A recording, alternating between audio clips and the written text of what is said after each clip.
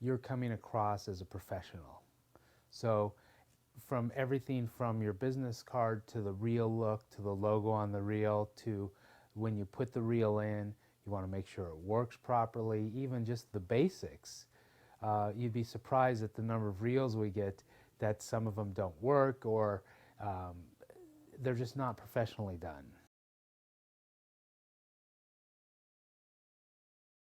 And not meaning professionally that you have to go out and pay somebody, but there's a lot of people that do their reels at home, and we understand the changing technology. A lot of people are doing their own editing and cutting of reels, but you have to remember is that, you know, you're coming to a commercial agent who reps professional talent, and so you want your reel to be you. I usually delete those right away. But I'm also learning that because of the changing technology, there was a write-up, there was an agency that got written up in Shot magazine and as for being a leading technology and creative. And what they got written up about was they built their website on YouTube. This is an advertising agency, built their website on YouTube, everything was on YouTube. So they're using today's technology and actually it got them noticed. I have very clearly stated on the website our submission policy. So that way you can click on it, you can see your submission policy and understand. When people call up and ask, it just means that they didn't do their research first because you know, I know right away that they didn't even look at the website because it says submission policy on the website. So following direction, just basic stuff, easy stuff. It's, you know, you have to remember there's thousands of people out there fighting for this job. And so it's, you have to be organized and you have to be professional about it.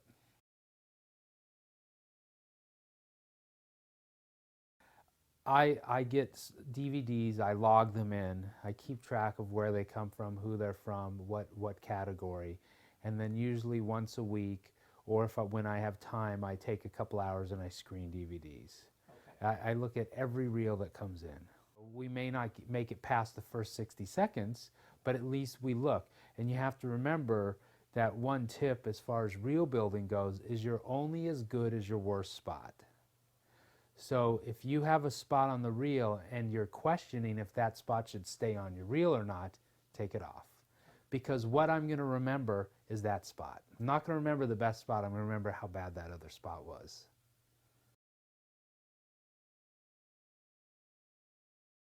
It's all about the creativeness, like to think outside the box.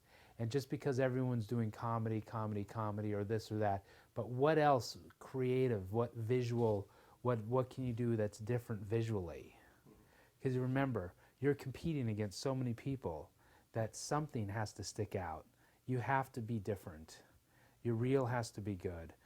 Otherwise, you know, you're, like I said, you're only as good as your worst spot, and you have to be able to tell a story in 30 seconds. And your reel, for an agent or for somebody, you're going to put it in, and you remember, you're probably only going to get a minute. And if that first minute you don't get us, your reel goes into the pile with all the others. So the first thing we do is the demo reel, and we craft the best demo reel possible. We also do a blurb in Shoot Magazine and some other local industry rags doing an announcement. We may do a newsletter, email blasts. A lot of our work is done online. And also I call, let's just call them my top 10 or top 20 companies that I deal with across the country, and I tell them about my new director, my new DP, what kind of spots they do. I follow that up with shipping a DVD. The first time we cut a DVD for somebody, we may make 40 dubs right off the bat, 40 dubs. I send 30 of them out in one day. I blanket the country with your reel and get everyone to watch it, and then hopefully, you know, as boards come across the desk, we hopefully can find a project for you. We like to keep the reel short, 5 or 6 spots. We don't want a long reel because we want the best material. Usually the way we build a reel is that your first spot is a great spot, your second spot is your best spot. I market to production companies. We're not a production company. We are a talent agency. So that's the difference is we don't market to agencies. My production companies market to agencies. Well, there's different rates for cinematographers and directors. Cinematographers definitely are from $2,500 a day to $4,500 a day. They get that rate for shooting and for scouting. When people are starting out, now you have to understand there's a lot of spec work, there's PSAs, and those are no paying jobs. There are also sometimes you have to pay your dues just like everything else. You may have to go out and shoot for free. You may work for $500 a day. And you know, the key is to surround yourself with great crews, you know, because the better your crew, the better you are. Anytime you can shoot film, shoot film. You want to shoot film. The creme de la creme is 35 millimeter, and it will always be. HD does not look like film.